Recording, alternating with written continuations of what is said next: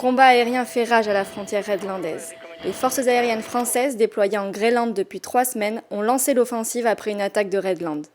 Marco Ramus, son président, refuse de quitter l'Auvergnat malgré la résolution des Nations Unies. Première étape pour l'armée de l'air et de l'espace, gagner et maintenir la supériorité aérienne, préalable à toute opération militaire. Dubs, pilote de Rafale, est le chef d'une des premières missions Volfa. Alors nous, notre mission de demain, ça va être d'assurer la supériorité aérienne au-dessus d'un territoire ennemi. Donc le but final de la mission, ça va être de déployer des commandos pour qu'ils puissent éventuellement aller chercher des pilotes éjectés ou faire des opérations au sol.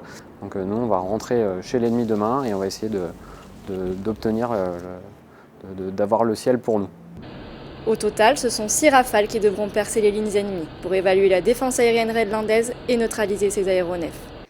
2 équipages projetés de France viendront appuyer Dubs et ses équipiers déployés en Groenland. Pendant 4 heures, les équipages Rafale préparent leur mission. Ils passent en revue l'objectif, la cible et les menaces pour définir leur tactique. On va attendre dans notre pays d'abord, on va prendre le maximum d'informations à l'aide de nos capteurs, donc des radars des avions, des AWACS, de nos officiers renseignement. On va essayer de savoir combien il y a d'ennemis en face de nous et le but ça va être soit de les effrayer, soit d'aller les tuer. Pendant 50 minutes, les équipages se livrent à un combat aérien intense.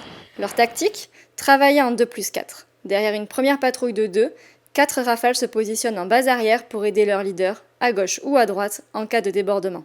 Face à eux, les 10 avions de chasse redlandais essuient les tirs des Rafales français, équipés de missiles Météor et Mika, la panoplie de l'armement RR du fleuron de l'armée de l'air et de l'espace.